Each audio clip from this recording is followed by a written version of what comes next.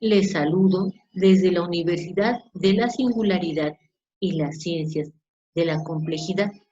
La materia que vamos a abordar es la operatividad del proceso de enseñanza-aprendizaje, conjuntamente con la doctora Mónica, quien se encargará de la actividad de evaluación. Me presento, soy la catedrática a cargo, soy la Elizabeth Becerril Díaz, especialista en educación. Bienvenidos al nuevo contexto, bienvenidos al espacio virtual. ¿Fue un parteaguas para la humanidad? Sí. El COVID-19 nos cambió totalmente la dinámica que teníamos en el contexto de la enseñanza-aprendizaje. Y hay que operativizar en función de los recursos que tenemos. Pero, ¿qué requiere la educación para ser coherente con lo que necesita la sociedad actual en la gestión de un aprendizaje? Esta pregunta es interesante porque la necesidad que tenemos son muchas. Tenemos necesidades emocionales, tenemos necesidades sociales, necesidades económicas, hay cambios políticos a causa de este cambio. Estábamos acostumbrados a una continuidad. Dicha continuidad se ha visto rota con algo aparentemente inusual. Antes decíamos, ay, te dio gripa, ay, es solo un virus, no es importante, tómate paracetamol y todo está arreglado. Pero hoy un virus tomó trascendencia, una trascendencia que logró cerrar fronteras de países, incluso en un mismo país, entre los distintos estados. La operatividad del proceso enseñanza-aprendizaje tiene muchos parámetros. Primero, el desafío de la educación contemporánea. Ya teníamos un desafío con tener contextos diversos donde todos estuvieran incluidos. Las dificultades que provoca una insuficiente educación. Ya teníamos limitantes en cuanto a aulas, espacios e insumos para los alumnos. Teníamos grupos de 60 y 70 alumnos en condiciones de hacinamiento. En zonas rurales, incluso no había los insumos básicos para los chicos. No se hable de otro país, estamos pensando en México.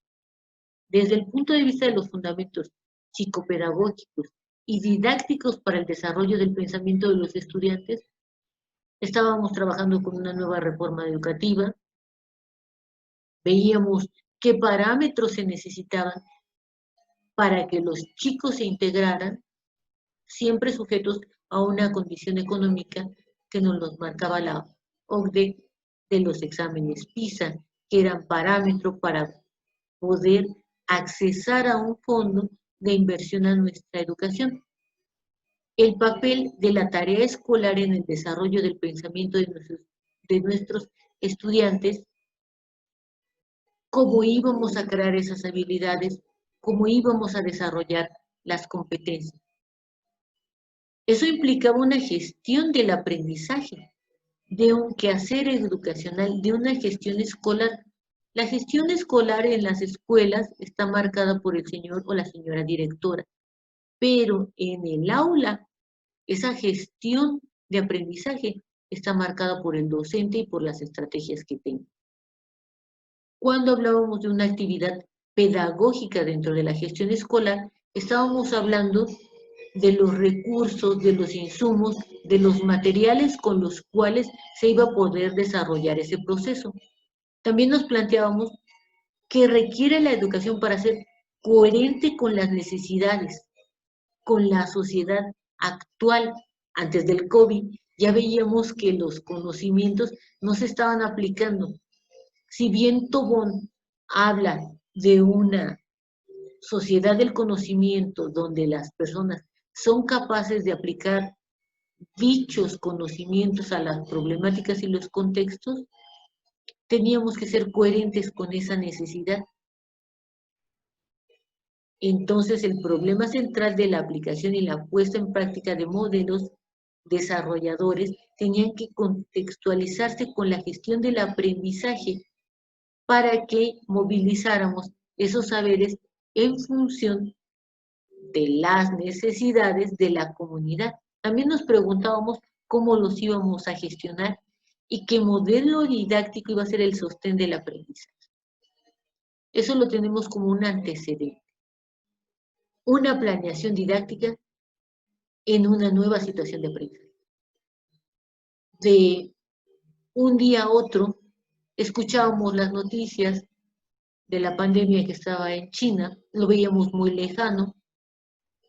En enero, en febrero ni siquiera lo considerábamos, iniciábamos semestres. Para el mes de marzo, el secretario de Educación ya nos dijo, es el momento en que se van a abandonar las aulas. Ya no podemos estar en las aulas. Se van a adelantar el periodo vacacional. Al adelantar el periodo vacacional va a ser preventivo para hacer atención a las indicaciones de la Organización Mundial de la Salud. Y de un día a otro nos fuimos, como docentes se nos dijo que íbamos a trabajar en un espacio virtual cuando no teníamos ni siquiera el dominio. Cambió la situación del aprendizaje. También nuestros alumnos, no todos los alumnos tenían la infraestructura, algunos tenían celulares, computadoras, algunos las compartían 2 o 3 alumnos, otros no accedían a esos medios. Eso nos plantea una nueva situación de aprendizaje. La planeación se llame espacio virtual, se llame capacitación, se llame estructuración, tiene los mismos elementos. Hay un plan y ese plan se establece en base a un diagnóstico y ese diagnóstico surge con el contexto. Se los puse en una flecha, el contexto cambió. Esa es la parte medular. El problema, los programas van a estar dados en función de ese contexto. Las estrategias y las técnicas van a cambiar junto con los materiales y los medios. Esa es la parte de la operatividad del proceso de enseñanza-aprendizaje. Ahí va a estar enmarcada. ¿Se va a tener que planear una evaluación? Sí, pero esa evaluación junto con el programa, las estrategias, está en función del contexto. El contexto real es que vivimos con el COVID. No hay vacuna, va a pasar un tiempo en cuanto a que las naciones logren desarrollar la vacuna y una vez que se logre desarrollar la vacuna, que ésta se pueda fabricar y se pueda distribuir en las diferentes naciones que integran nuestro mundo, no es un proceso que se va a llevar un día o un mes, puede llevarse un par de años.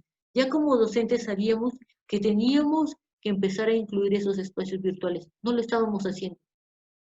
Ahora es una realidad y ahora hay que hacer una operativización de los insumos que ya tenemos y estaban diseñados e incluirlos en ese proceso de enseñanza-aprendizaje. ¿Cuál es mi realidad? La realidad actual me pone una diana: salud, enfermedad. Hoy lo más importante es sobrevivir. El semáforo está dado en función de la cantidad de camas libres en los hospitales y de la posibilidad de ser atendidos. Por eso, el estar en rojo quiere decir que no tienen la cantidad suficiente. Al ir bajando a anaranjado, tampoco es viable. Amarillo, ya hay un espacio. Verde, ya hay el número de camas suficientes para atenderlo cuando se tenga ese contagio. Hoy más que nunca una prueba de amor es cuidarse uno para poder cuidar a los otros. Hoy no puedo desvincularme de los otros. Hoy hago conciencia de que soy un ser social y existo en función del otro como un conjunto. Tenemos que adaptarnos, por eso está el concepto de resiliencia. Aquí no hay de otro. O nos adaptamos o nos extinguimos. El cerebro tiene una naturaleza plástica. Al tener esa naturaleza plástica, se adapta a las situaciones. Y una vez que logra adaptarse a partir de una situación no vivida que empieza a resolver, se adapta. Hoy tenemos que manejar los espacios virtuales y una realidad no presencial. Es muy complejo en estos momentos tener clases presenciales con los alumnos y más con los distintos niveles educativos. Mientras un niño pequeño apenas está aprendiendo a conocer su espacio, necesita desplazarse.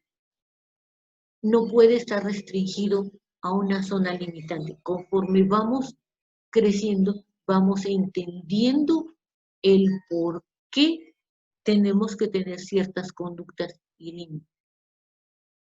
Hoy, las clases presenciales distan mucho de la realidad por la variable salud-enfermedad. Esto puso de manifiesto brechas que ya teníamos brechas de desigualdades sociales y tecnológicas. No todo mundo tenía acceso a un Wi-Fi gratis. Nos encantaba, pero no teníamos acceso a todos. Las computadoras, ni siquiera las laptops o los teléfonos inteligentes los tiene el grueso de la población. Ya en la Cumbre Mundial de la Sociedad de la Información se ponía de manifiesto ese rezago y esa brecha tecnológica que existía entre países.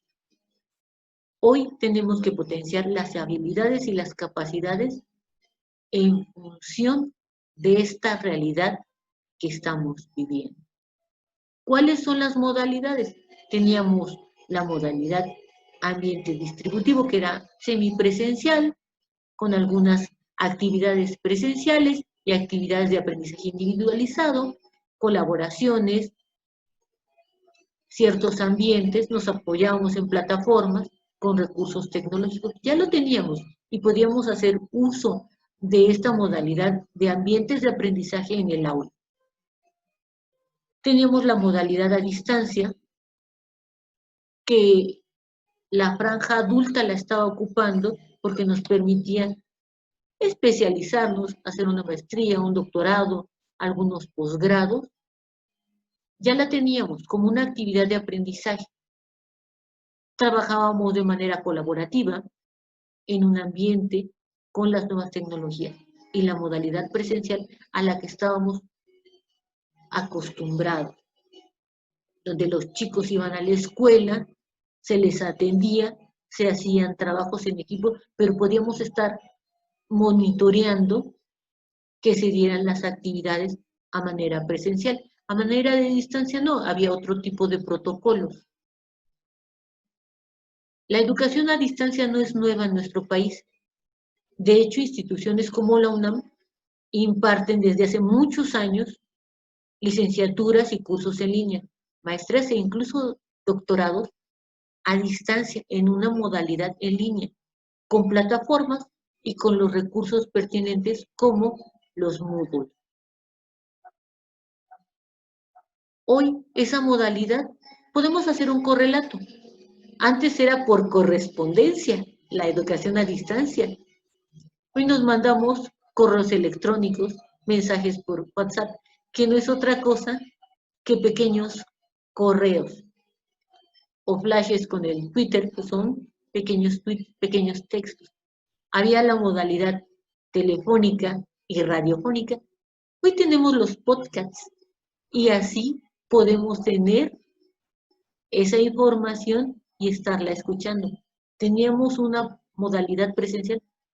Hoy tenemos la que es una modalidad de webinar donde pueden estar muchas personas al mismo tiempo de manera real. Incluso hemos roto el espacio-tiempo porque podemos estar con personas de otras nacionalidades jugando con los usos horarios y vernos al mismo tiempo rompiendo el espacio temporal. Somos seres sociales. No estábamos aislados.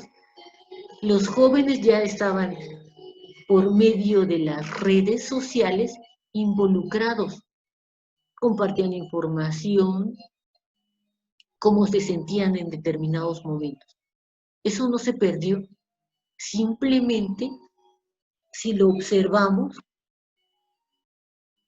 se ha tecnificado, pero ya lo teníamos. Nuestros jóvenes ya estaban viviendo esa realidad por medio de sus redes sociales. Aquí habrá que explicitar algunas cosas. Tiene que haber en la modalidad a distancia un respeto por el educando y por su dignidad. Hay que ser muy cuidadosos del lenguaje que se emplea con ellos. También existen reglas de etiqueta en el mundo virtual, que son las noretiquetas, donde tratamos al otro con respeto y dignidad. Tenemos que respetar su tiempo, la forma en que él organiza sus actividades para poder cumplir en tiempo y forma con la tarea que se les ha encomendado. Sí se puede lograr una formación sólida, porque la autoexigencia permite que uno tenga acceso a materiales. Rompimos desde hace tiempo el espacio. Antes teníamos que ir a las bibliotecas, leer un libro, y si teníamos mucha suerte nos los prestaban para llevarlo a casa. Hoy, si accesamos a un Google académico, a los blogs, podemos tener muchísima información. Hoy no nos falta la información, lo que nos falta es la validación de la misma para que tengamos cosas genuinas y verdaderas. Tenemos que dominar técnicas, sí, métodos y procedimientos, y tenemos que tener una amplia cultura. Entonces, un docente que da clase a distancia tiene que tener una amplia cultura, dominio de las técnicas y procedimientos, una formación sólida, tiene que dominar precisamente los temas que va a impartir, respetar el tiempo de los alumnos, su organización y el cumplimiento de las tareas. Y un respeto al educando y a su dignidad. ¿Qué sería una educación híbrida? ¿Es una realidad si yo no tengo Wi-Fi? ¿Podré accesar a esa realidad híbrida donde unos estén en casa y estén marginados porque no tienen los insumos? Dentro de las actividades que van a tener que resolver, se les va a invitar a ver un video de William Catwan en TED. ¿Quién es William Catwan? Es un africano, es un chico africano que no tenía todos los insumos para su educación. En África, el secundario se tiene que pagar. El chico era muy talentoso, era autodidacta, entró a la biblioteca de la secundaria, se lo prohibieron. Su pueblo tenía un problema para poder irrigar y así producir el alimento, porque ellos tenían la disyuntiva de comer una vez al día. ¿Eso no se les hace parecido a lo que ocurre en nuestras comunidades? En nuestras comunidades también hay esa marginación. ¿Qué va a pasar con los niños y jóvenes que no tienen Wi-Fi o que no tienen acceso a Internet? Que a lo mejor la familia tiene un teléfono inteligente y que lo van a tener que compartir. La modalidad híbrida estaba pensando en tiempos en aula y tiempos virtuales. Está muy complicado por el factor salud. Regresando al caso que nos interesa, William cumplía con la propuesta de Tobón porque aplicaba sus conocimientos para la resolución de problemas de su comunidad. El chico logró hacer unas aspas para generar energía eólica y así que su comunidad pudiera tener agua para sembrar, y fue con materiales rudimentarios. La aplicación del conocimiento fue lo que favoreció esa posibilidad. Hay un antes y un después. ¿Cuál es ese antes? Vivíamos en un contexto de continuidad, 24 por 24, 365 días del año. La economía nos creó una burbuja donde podíamos obtener todo lo que quisiéramos en cualquier momento. Teníamos que poseer cosas, lo importante era tener, no el ser. 24 por 24, una continuidad. ¿Qué pasa con esta continuidad? Nosotros tenemos ciclos. Al tener ciclos, no somos continuos. Dependemos de que se desarrollen. Simplemente si yo pienso en la función circadiana o en la función de la respiración, es un ciclo. No es respira a la hora que quieras, cuando quieras y como puedas. No, no era ese continuo. Los niños en la escuela ya presentaban problemas de falta de límites. ¿Y por qué no tenían el límite? Porque de manera natural se expandió ese continuo. Se consideraba malo un tiempo de ocio si no era productivo. Van a ver por ahí una entrevista con Carmen, que está en ese link, como parte de las actividades de reflexión. Llega un quiebre, pérdida. ¿Qué perdimos? Muchas cosas. Estábamos construidos con ciertos parámetros. Llega un proceso de deconstrucción, pero fue tan abrupto que ya no hablamos de una deconstrucción, hablamos de una demolición. ¿Qué se perdió? El espacio donde la gente bailaba, donde podía ir a comer, donde podía ir a tomar, donde podía ir a jugar y hacer deportes.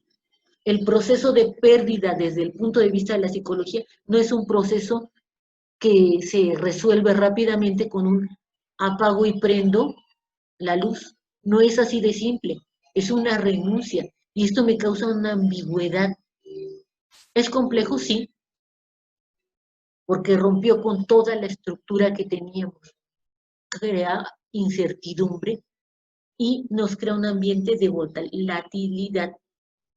En esa volatilidad no tenemos certeza, por eso la incertidumbre. Ya no hay el 24 por 24, no sabemos qué va a ocurrir, ya no es tener para ser, ahora es ser, es buscar qué es lo realmente importante en las personas. En esta modalidad híbrida va a venir una ética, donde ya los roles se ven cambiados, no solo en la institución.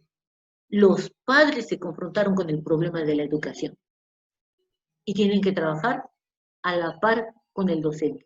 Antes el docente era el culpable de que el niño no aprendiera.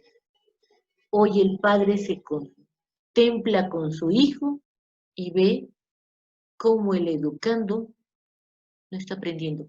La educación venía de casa. La instrucción se daba en las escuelas. En las escuelas se daban los conocimientos que ya estaban chocando con que no éramos el docente omnipotente que tiene todo el conocimiento. Ya el conocimiento nos los estaba compitiendo papá Google y los chicos nos decían, vean, tengo todo esto. Los niños pequeños, el programa que querían ver en cualquier idioma. Ya se estaba rompiendo esa barrera idiomática. Los roles van a cambiar. Los educandos ahora no solo están a cargo de los padres, como era su obligación, son una diada que tiene que trabajar a la par, docentes y padres, para poder operativizar el proceso de enseñanza-aprendizaje. ¿Qué sería una planificación híbrida? Sería romper con el aprendizaje desvinculado, mecánico o memorístico, aún dentro del trabajo en equipo. ¿Cómo vamos a trabajar en equipo? Con las tecnologías. Con las tecnologías, hoy se saludan padres con abuelos, ya se saludaban así los novios. Hoy van a tener que aprender a hacer tareas conjuntas. Hoy es cuando me tengo que concebir como un ser social. Cuando concibo al otro, el otro me resignifica. Esa otredad me enriquece al pensar de una manera diferente a la forma como yo pienso. El aprendizaje es más activo, está autorregulado y se tienen que facilitar los procesos personales de construcción de significados y conocimientos. El profesor va a desempeñar un papel estratégico porque va a gestionar el aprendizaje y el conocimiento. Ese es el punto de la operatividad. Pero, como vimos en la diapositiva anterior, no es sin los padres, es con los padres. Tiene que haber una retroalimentación o realimentación durante el proceso de construcción del aprendizaje. ¿Qué pasa entonces con la planeación didáctica en una nueva situación de aprendizaje? Tenemos dos, el presencial y distancia. Esto con el COVID me marcó las desigualdades que aparecían, ya no sociales, sino de recursos. Las grandes heridas de la humanidad aparecieron. Racismo, xenofobia, los ricos, los pobres, la gente que era indígena, las mujeres que vivían en condiciones de maltrato, los hijos maltratados, todas estas desigualdades salen a la luz, ya las teníamos en la modalidad presencial. En la modalidad presencial ya teníamos los problemas de bullying, los problemas de suicidio. Ahora, con la modalidad a distancia, la gente se empieza a sentir más sola. El factor socioemocional salta a la vista. Somos seres sociales, pero también somos seres que sienten. Nos movemos en función de lo que sentimos.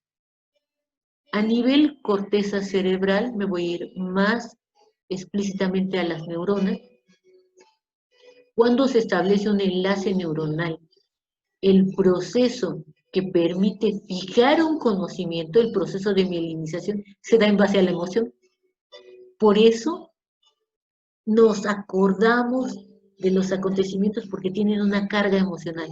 Me dijo, ay, y volvemos a vivir esa tristeza, ese enojo o esa alegría, porque las emociones son las que, por medio de la percepción, se detonan y se fijan en ese proceso de mielinización. No vivimos aislados, somos seres sociales. Yo puedo gestionar un autoaprendizaje, pero ese autoaprendizaje implica compromiso, que se me ayude como estudiante a desarrollar la competencia de autoaprendizaje, donde yo me autodetermine y cuide de mí. No va a haber de otra. Si yo no cuido de mí, tengo una enfermedad que es mortal. La consecuencia es morir. La consecuencia no es un aprendizaje. ¿Cómo lo voy a evitar? Cuidándome a mí y cuidando a los otros. ¿Qué otra competencia tengo que trabajar? Lo colaborativo. Somos seres sociales, construimos, nos enriquecemos con la mirada del otro. Eso nos va a llevar a un proceso de expresar y comunicarnos. Comunicarse no es tan simple. Comunicarse es poder decir lo que estoy pensando sin lastimar al otro, haciendo empatía.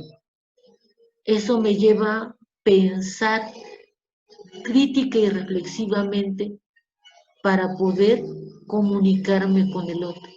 Entonces, mi planeación tiene que estar pensada en función de las competencias. Autoaprendizaje, se autodetermina y cuida de sí, trabaja en forma colaborativa, piensa crítica y reflexivamente, se expresa y comunica. Se entiende como un ser social. Esos eran los pilares que ya proponía Delois. hay que desarrollar esas competencias. Más allá de solo atiborrar a los alumnos con conocimientos, es cómo voy a desarrollar esas competencias. Por eso tengo que gestionar ese proceso de enseñanza-aprendizaje. Pero también tengo que generar un eje intrapersonal, donde regule mis emociones. No está bien que yo me enoje, agreda a mi esposo, a mis hijos o a las personas que conviven conmigo. Tengo que aprender a regularme, conocer mis emociones y a partir de que conozco mis emociones, irlas gestionando. Pero eso habla de una autoestima. Si yo no me conozco y me acepto, ¿cómo genero esa motivación y esa resiliencia? Hoy tengo que sobrevivir. Para sobrevivir me tengo que amar y me tengo que sentir un ser valioso. Tengo que tener un motivo por el cual luchar. Y tengo que regularme emocionalmente. Eso va en el plano intrapersonal, pero en el interpersonal, con la gente que yo convivo, tengo que tener empatía, tengo que colaborar. No nada más es hacer trabajo de fuera, también es hacer trabajo en casa, pero eso habla de una restauración, de que no todo lo hace la mamá o no todo lo hace el hijo. También habla de lo que nos hemos lastimado los unos a los otros y viene esa conciencia moral y ética. Viene una comunicación asertiva. No todo es la comunicación verbal, un gesto. Decimos más con nuestros gestos que con las palabras. El otro tendrá que tener una escucha activa que realmente le importe lo que le estoy diciendo y la situación, el contexto. Eso nos va a dar una capacidad para resolver los problemas en conjunto. Les reitero, somos seres sociales y solos no vamos a salir de esto. Para eso hay que tener un proceso de restauración. Hay que resarcir daños. Tenemos unas deudas con la humanidad muy grandes, pero también en nuestra casa y con nosotros mismos, lo que me implica una conciencia ética y social. Para poder operativizar esto en la planeación, puedo hacer uso de la caja de herramientas. Ahí tengo el link, el cual van a accesar, pueden accesar a ellos.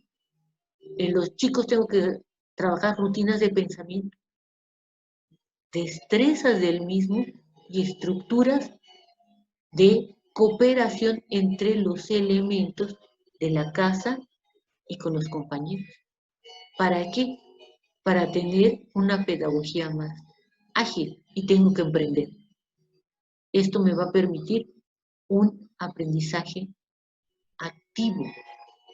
La planeación es un conjunto de recursos que le permite al docente organizar y formalizar de manera sistemática el desarrollo de los procesos que me permiten accesar al conocimiento.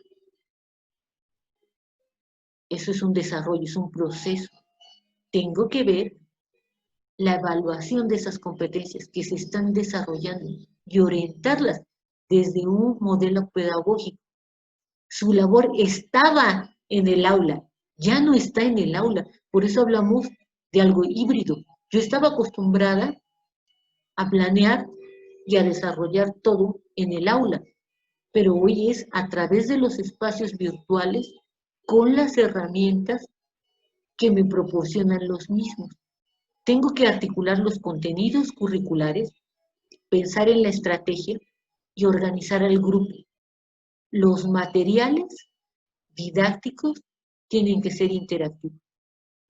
Hoy los tiempos escolares se rompieron, son más amplios. Por eso a veces los padres de familia hoy nos hablan a las 2, 3 de la mañana porque han perdido la noción del tiempo, y también los niños y los jóvenes.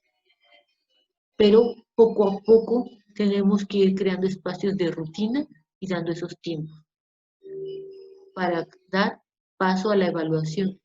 La planeación y la evaluación están muy vinculadas. Planeo y evalúo. Si algo no funcionó, vuelvo a planear. Aquí, en el esquema está la flecha. No cambia el para qué enseñar. No cambia el qué enseñar. Cambia el cómo voy a enseñar. Y ahí va a venir la parte que es metodologías, estrategias, técnicas y recursos.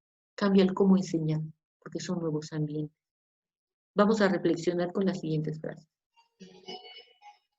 Aprender de las estructuras de la vida como punto de partida universal para entender qué es el aprendizaje. Aprendemos a partir de aprendizajes previos. Los aprendizajes no cotidianos o previos, los aprendizajes cotidianos.